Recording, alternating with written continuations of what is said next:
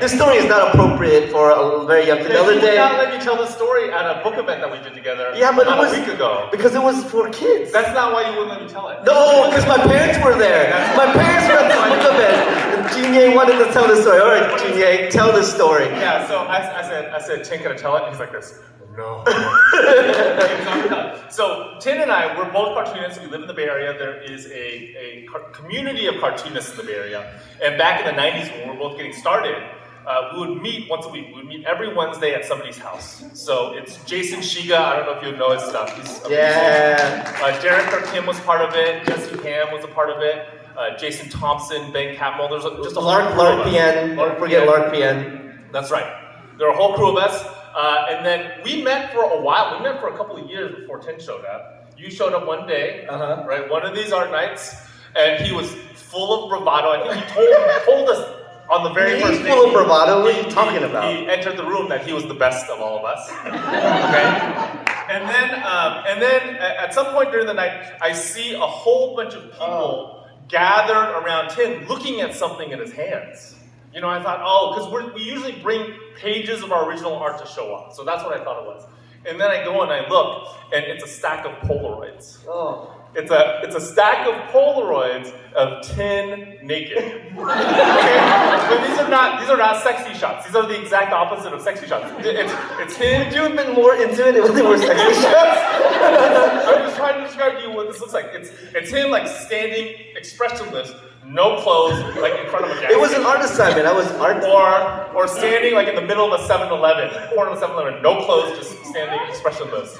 And I was like, what is this? And your answer was? Art. Yeah, that's what it didn't look like art, it just looked gross to me. It didn't look like art. Okay, we're gonna move on, but I just want to say in my defense, Gene looked at me and he said, "Thien, what are those?" And I said, "These are Polaroids of me naked." And Gene's like, "No." And he came over and he's like, "Oh, they're Polaroids of you naked." I'm like, "Yeah, that's what I said, bro. Why are you all of a sudden mad at me now? It's like if I told you, you're like, why would you look at it and get mad at me?" So it took us a while. Anyway, I was an art. The memory of those photos had to dull a little bit in my head before we could truly become friends. Yeah, but our friendship really took off because I remember you didn't really know me that well, and you also like wanted not to do it, but you were teaching at a high school called Bishop O'Dowd High School. Jin Yang, besides being, this is really terrible to say, is I hate when people have more than one talent, because it's like, give us all a chance, you know? Like, I have one. Why? Jin Yang not only is an amazing graphic novelist, storyteller, whatever, father, whatever. He's also one of the best computer science teacher you will ever see. Like, when his tenure at Bishop O'Dowd High School, he was so amazing. And he was like, "I don't want to do this, but my school is desperate, Thien. Do you want to teach art at our school?" And I remember thinking, bro, I guess I'll do it because I'm living in my parents' house. But as soon as my art career takes off, I'm out of there, dude. I'm not going to be a teacher. And then the first year I taught, I was like, I love this job. It's such an amazing job, and unlike Hollywood Jin Yang here, that is my career, and I have dedicated my life. Like, even if my art career does take off and I'm a famous graphic novelist like Gene, I still stay teaching, because that's my passion. Unlike this guy who sold out and left for Hollywood. So that's when we really became friends, and yeah, And Thien at that campus actually has a lab. What room is that? It's 107? No, 104. 104. 104. 114. 114. 114. And that lab has actually become like this mecca. It's become this mecca for all of the quirky and nerdy kids on campus. You know? Yeah. Like the Magic Club, Magic the Gathering Club, the Anime Club met there. Like all of those sorts of clubs, yeah. And I'll say this. I think Thien's room kind of provides this very important function on campus. I'll give you an example. There's this one student. His name was James. Remember James? And This is always the story he tells after embarrassing me with the naked story. I'm trying to even it out, bro. You want me to even it out? Go. So this kid named James. He was a little weird. He was a little off, a little weird. he was part of the Magic the Gathering club. And then that became kind of his home. That's the place where he was able to make friends. That's the place where he was able to find a sense of belonging, was Thien's room. And then this one day, Thien was talking to James about his birthday that was coming up. James said, oh, I'm turning 16. And Thien's like, what are you going to do to celebrate? And then James was like, I don't know. And Thien's like, you're not going to have a party? And he said, I've never had a party before because I've never had friends to invite to a party. So Thien bought a cake and threw a party at the Magic the Gathering club. So I think like that sort of, like nerd culture is awesome. Nerd culture is awesome and geek culture is really important. But I think it's because it becomes like a venue for these sort of human moments. Like that's why we're so into this stuff, right? But that room was also an art studio for us. Because we would teach together and then whenever we'd have a period off, we'd sit there and we'd draw comics. You know, and we'd talk about comics. And Gene, back then, we were making comics. You know, we started making comics, stapling them together, selling it to people when no one cared. This was before First Act, before Scholastic, and no one cared about our comics. We were just literally stapling them ourselves, using the school copier, stapling ourselves and selling them. And we would just sit there, and Gene would be like, bro, why do we do this? We make no money. I'm wasting all my time. I'm gonna stop. And at some point, Gene said, I'm not gonna continue American-born Chinese. He had made like 4 hand-bound issues of American-born Chinese. And he's like, I'm gonna stop doing it. And I said, Gene, I love American-born Chinese so much that if you keep drawing it, I'll Xerox and make those books for you and sell them for you. And I did. And so I just want to say, without Tin Pham, there would be no Disney Plus TV. Just for you guys to know that. So Thien was running a company at the time called Global Hobo that would sell these handmade mini pieces. We would go to local shows and that sort of thing, and he had like a whole set. Right, and I think you took 80%, I took 20%. Yeah, well, okay. So, one of the dreams, even back then, even when we were sitting together drawing Level Up, we drew Level Up in that same office, 114 office. So Level Up is a graphic novel that we did 15 years ago? Yeah, it was the worst working experience of my life. I did the writing and he did the art. It was terrible. He would yell at me every part of day. the reason why I wish you didn't talk about how you drew in your classroom is because he did most of the Level Up pages in that classroom. You know? So I think our editors here, like can you not own a part of it. Right? No, can you not? Alright. But even back then, my dream and we along the way we also another one of our friends, Brianna Luen, also joined and taught with us, and she was also a graphic novelist. You can see her in some of the pictures. Oh, look at our signing, yay. Nobody showed up. That's 114 right there. There's our friend Brianna Luen. But my dream, she started teaching with us in 2006 or 7, and my dream had always been that one day we would all have books that came out about the same time. Like Gene was having books all the time. This guy was a machine, just books. And but we never got them all together. And this is the first year. This is the year that we did it. Brianna's book came out in March from Pham Graphics called Ephemera. If you guys haven't seen it, it's an amazing book. My book came out after. Your book came out afterwards. The book of Clash, which we're gonna totally talk about in a second. And then my book just came out. It's called Family Style. And so I'm so excited to be able to tour with my best friends. I'm more excited than they are. I'm for sure more excited. I made these shirts. I made these shirts to say besties on them. And then tour dates in the back that may or may not be real. These are all fake tour dates, but I made these shirts, and I was like, Gene, wear this. He's like, ugh. Look, I made these shirts, bro. You did a good job. It's like a Sadie Hawkins dance. I'll make some more. Follow us on Instagram. Anyhow, I would like to talk about one of my favorite books of this year, and I'm not even exaggerating. Books of Clash, Volume 1 is so good, Junye. It's one of the best things that you've ever come. So tell us how that came about. Well, so Clash of Clans and Clash Royale are these two mobile games that are among the possibly the most popular mobile games that are in the world today. I think Clash of Clans has been downloaded 500 million times, something like that, right? So it's super, super popular. My video game club used to have tournaments with Clash Royale, and we That's would right. have. We had a video game club too. So it was anime, Magic the Gathering, and video games. Yeah, and we would play Clash, the Royale one, Clash Royale, and I started first, so I was like, yeah, this is how you guys do it, and within like a day, each one of those kids were so much better than me because they figured, because I'm not a very good video game player, and I was just like, oh, I'm gonna use the giant, he's cool, and they're like, but Mr. Pham, he's slow, and look, I'm gonna use this guy, it's gonna take 3 more seconds to spawn. I'm like, what are you guys even talking about? I'm just throwing things out there. I don't know what you guys are talking about, and they were just killing me. That game is so deep. Yeah, it's a really deep game. Both of the games are very, very deep. My son, who's now 19, started playing when he was 10. And then my editor at First Second, our editor at First Second, Mark's here. Where's Mark? Who's here? Did he leave? Oh, okay. Oh, there he is. Oh, there he is.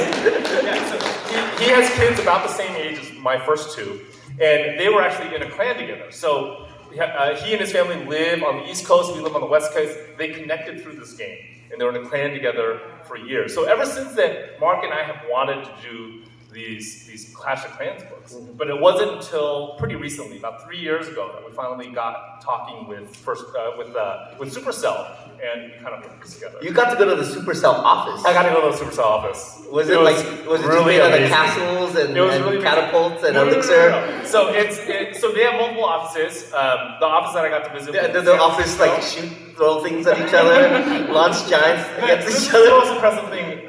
Among the most impressive things about the Supercell office is they're in the middle of this skyscraper, and you go up, the elevator door opens, and it looks like just a regular office building, right? Except there's this door, and it says Supercell on the floor mat, and then they let you in, and as soon as they let you in, you're just surrounded by these Supercell characters. There's like this giant life-size barbarian. There's like stuffed chickens. It's amazing. I heard that office doesn't use electricity. It's just all elixir. Yeah, I think it is. I think it's a sustainable energy elixir. Yeah, but they don't wear shoes in the office. What? So as soon as you get in, they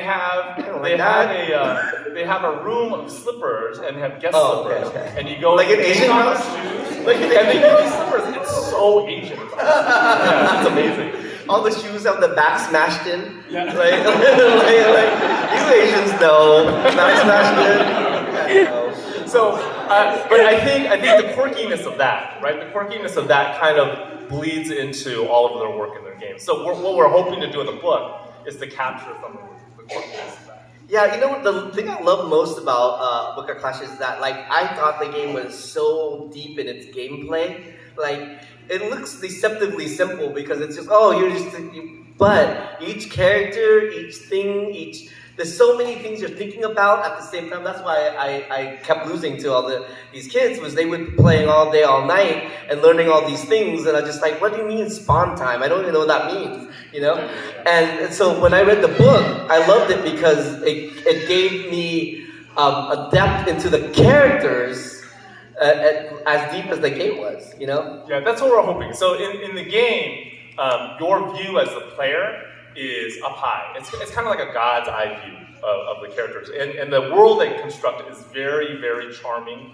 The sound design is amazing. It's like bright and it's colorful and it's sort of filled with this Looney Tunes style mayhem, you know, Looney Tunes style violence.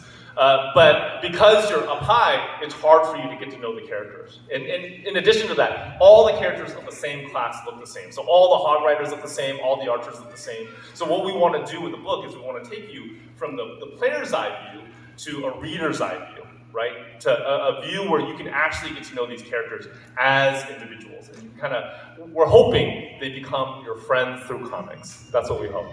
So Supercell's been amazing. Like they put all sorts of supporting material in the game itself. So some of the characters in the book show up in the game, and part of that is because they are also people who love books. You know, they also do want to make some of those gamers into readers. years. They also have another game that's pretty awesome called Brawl Stars that doesn't have a comic adaptation yet. Hit me up. All right, well let's talk about your book. So Brawl Stars, the new one, it's coming out. That one. So Family Style is a memoir, and I feel like did you say that right? Memoir? I don't know. Is it? I don't know. Okay, Family Style is a book about your life. Okay, and I feel like you have talked about it forever. Yeah. Like if you have taken, you have talked about it. If you had taken all the time that you spent talking about the book, you would have finished this book like 10 years ago. Well, you were the one that told me, like a while back, I told Jean about my family, our immigration to America, just like the bare bones of it, because that's kind of all I knew. You know, my family came here from Vietnam. We came on a boat like many Vietnamese families. One of the neat things about my book that I discovered is that, like, if anyone out there knows a Vietnamese family, or if you are a Vietnamese family, or they have probably gone through the same thing we have, whether it's their parents or their grandparents, have gone through this kind of the same thing that is going to be depicted in Family Style. And the universality of it is great, but at the same time, when I would think to do it, I was like, this is a lot of people's story. What is my voice in this book? You know, like how would I make it my own? And that was the thing that kept me. Well, that and a couple other things kept me from actually doing this book. I thought it's because you spent too much time at Target. I do go to Target a lot. Collecting toys. I do go to Target. No, not at all. Because Target is motivational for me. Okay. You know, I'll adjust the Target thing in a second. Like right now. I don't know if you guys have ever seen Jin Yang. Some of you guys aren't fortunate enough to see Jin Yang write. And this is how he writes. I'm going to do a little imitation of him. And I learned this when I worked with him with Level Up. This connects to Target. Hold on a second. All right, so this is how Jin Yang writes. He takes a piece of paper, put it on the table, and I'm sitting here like trying to draw Level Up. And this is Jin Yang. We don't have to talk about this. What are we talking about?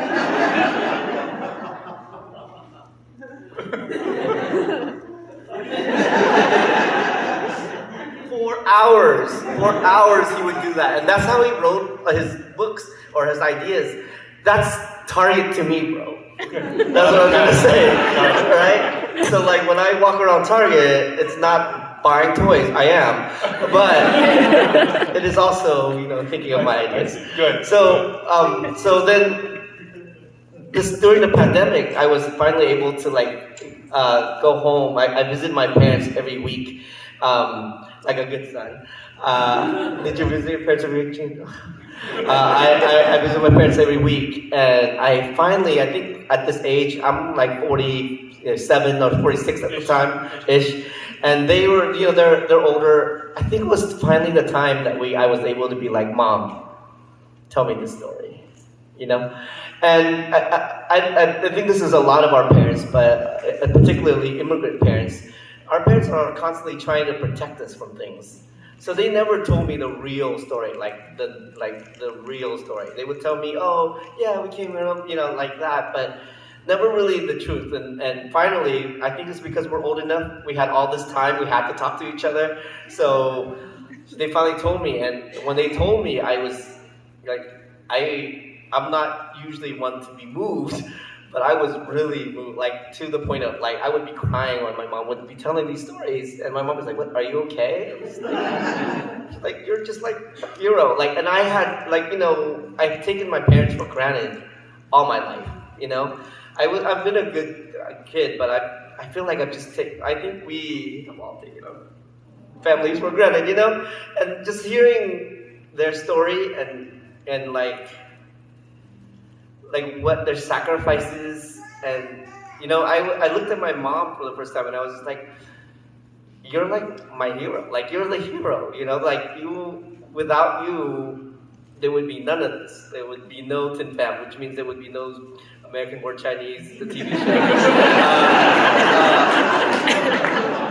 And so I was so moved that as soon as I went home, I started drawing. And what you see in the book is basically me having to get the story out without, I didn't have any idea whether it's going to be published or not. I just put on Facebook, or not Facebook, oh my. I put on Instagram, which went onto Facebook. But I put on Instagram and I had no idea. I knew I just had to get the story out. But it wasn't until my mom then asked me, she turned the table on me, she said, what did you remember about our journey, and our immigration?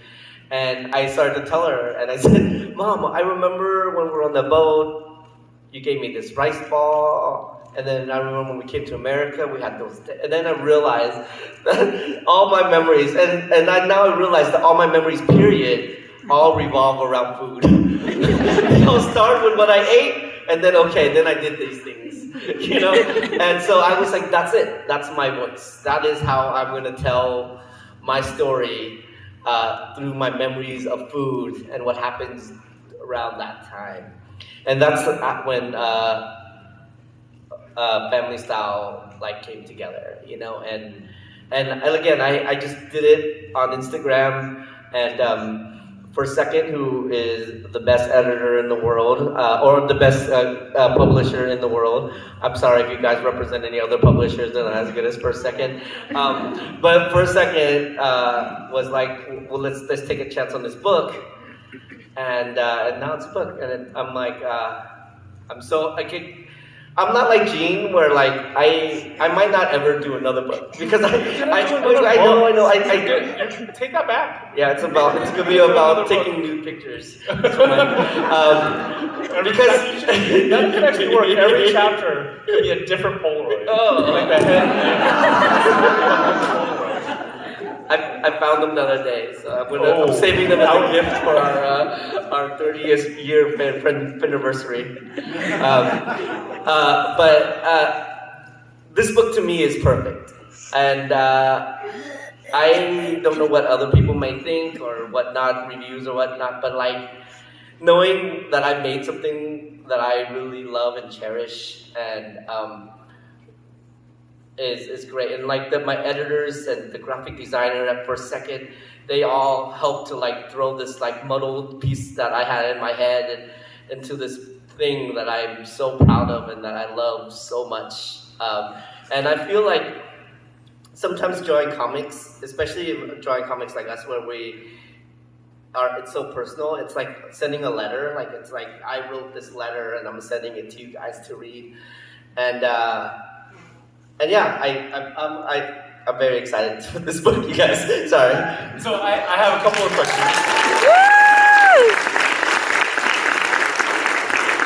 I have a couple of questions about this. So first, Thien and I have been friends long enough that it feels gross to compliment him. Yeah, it's it just I hate it. Yeah, it makes my stomach turn. But I have to say that that this book is incredibly moving and incredibly unique. And it's unique because what you do is you take really, really tragic things that happen to this family and you kind of add a layer of humor to it.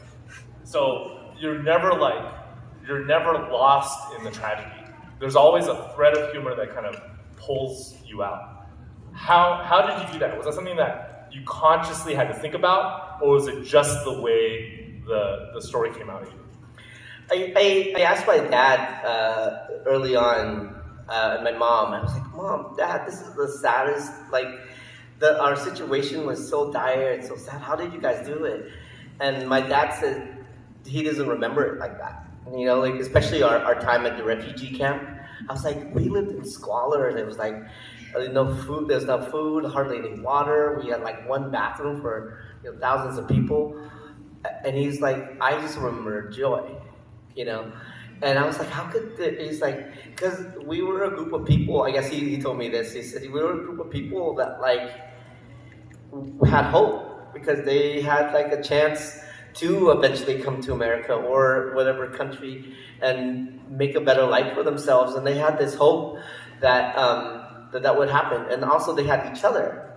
They had this whole group of people that were all in the same Well, I mean that's bad analogy, but and that can support each other, and they're like, it was so joyful, and I also remember it as such a joyful, happy time. So for me to write a story that was just all sad, all tragic, would be so disingenuous, and also not of my personality. I'm like not generally a sad guy, so like it just came kind of natural for me. Yeah. What did your mom say when you called her a hero? My mom said, "Oh, it's in the book." But my mom said, "Me and my dad were talking about it." He's like, "I like your book. I like how you were trying to portray mom as a hero." And my mom yelled, and this actually happened. I put it in the book, but it actually happened. She yelled from the window. She said, "I am the hero!" That's what she said. And I was like, "All right, okay, mom." Was it hard to write a story about real people? Is that like not just real people, but real people that are actually in your life that you want to continue to have a relationship with? Well, it wasn't hard because I portrayed them as awesome. If I had to write a story where I had to talk about people in bad light, the only person that I put in a bad light is myself at some point. But other than that, everyone else. So it was easy in that way. I don't think I could ever tell a story where I could be honest enough to be like, well, this person messed with them. Like I don't think I could do that. But so because I wrote them as awesome, it wasn't that hard, and they also loved it. They're like, Thien is the best comic ever done. I was like, Mom, is it because it's about you? They're like, well, You do have a section where you cover you in high school, right? And you have real people in that section. Yeah. Was that part hard? It was. I tell this story, so some of you guys might have heard this story before, but the only time that was hard was I had to tell my one of my really good friends, even to this day. So in the book, I wanted to tell the world the secret I had been harboring in my heart for 43 years, and it is that not 43, but close. That I had a crush on this girl, Linda, and I had never told people, and I had never told her. And so finally, when the book was about, I was writing the book, I met with Linda and a couple of our friends, and I said, "Okay, you guys, I want to tell you something monumental. This book, I want to tell everybody I had a crush on Linda," and everyone, including Linda, was like, "Yeah, we know, bro." like who didn't know? And I was like, but like I never said it. They're like, bro, we're in high school, like that's like so after that, everything else was very. So is there a chance with you and Linda? No, there's no chance with me and Linda, but we're still really good friends. Not best friends like me, Jean, and Brianna, but we're still really good friends. Bestie tours, everybody. I love that you have that shirt. Yeah. You made me wear it. What do you mean you love it? So, what are we doing next, yeah? Like during the conversation? No. What is your next book? I'm very excited. Jean always has like 1,000, like tons of books coming out. Okay, so for the Books of Clash, we are doing 8 books. And every book is going to focus on a different character. So we start with Hog Rider, and then we move on to Archer, and then it's Gollum, and then it's Valkyrie, and we move on from there. Valkyrie is the best. Have you guys ever played Valkyrie? Valkyrie is an amazing defensive troop. Yes. That's true. Now, and what we're doing is, like, the main characters in one book will be the side characters in the others. And we're hoping that as you move forward, as you get to know all these different characters, that the world itself will feel very three-dimensional to you. The other thing that we're doing is, in the back banner of every book, we have like tips that are written by expert players. So there's expert players? Yeah. So to write the book, I began by playing the games. Especially Clash Royale. So 10 years ago, I played a decent amount of Clash of Clans with my son. Yeah. So Clash Royale, I needed to get to know that game, so I started playing with my son. And then every single time I played, the games would always be like, me sitting next to him and him going, Dad, why'd you do that? Dad, oh my God, Dad, you do that. Then, so after a little while, I stopped playing, and then I would watch these YouTube videos of people playing, and one of my favorites is this guy named Orange Juice. So Orange Juice actually ended up doing the back matter for our first volume. Was the back matter just, let's go? It's all technique. It's all technique. Oh, okay, okay. How to use the hardwriter. So we're doing that. The other project that I'm Valkyrie, working on, let's go! No, it's not like that. Not even close. Now, for the other project that I'm working on right now is with Luen Pham, who is an award-winning children's book illustrator who also does graphic novels. She did the Real Friends series with... Gene used to call her the better Pham. I never said that once. You did. No, I didn't. I've never said that. Is Luen here? But she's amazing. She's an amazing artist, And one of the things I really appreciate about her is when she draws a character, going from one panel to the next, their clothes stay the same. So if they have a collar on the shirt for panel 1, that collar stays there for panel 2, which is not necessarily something I could say about other illustrators. That's why they have no. That's why most of my characters for this book had no shirts on. They're on the island. So she and I are doing this graphic novel called Lunar Near Love Story. It's a rom-com. It's gonna be so good. She is the better Pham. I'm sorry to admit. And it's about how Valentine's Day and Lunar New Year are often in the same week. It's about that. It's about two young people who are line dancers who fall in love. Not line dancer, lion. Lion, yeah, sorry, lion dancers. Yeah, very similar. Yeah. Like the animal lion. Yeah. We have to wrap it up and take questions. But one last thing is, I never am jealous of Ye. Like even when he won the MacArthur Genius Grant, people calling him genius, I wasn't jealous. When he got his TV show, I wasn't jealous. I wasn't jealous until 2 weeks ago, when I was walking around Target, and his book was there. I was so mad, and it is Book of Clash. So if you guys see it at Target or local bookstores, pick it up. It is an amazing read. I fully enjoy it. Even as a 48-year-old man, I fully enjoyed the book. You're 46, like... Oh, no, 48. You're 48? I think I'm 48. Yeah, 48 years old. I love that book. And you can get it at Target. And I've gotten a couple just because I walk Target a lot. So yes. And Lunar Love Story is going to be... Sometimes I'll ask Thien, I'll say, did you go to the gym? He goes, no, I went to Target. Yeah, I did my Target exercise where I would have 2 12-packs of Cokes. And I would walk with the 2 12-packs of Coke. I mean, it's not as yoked as you are, but... All right, so are there any questions that we can answer?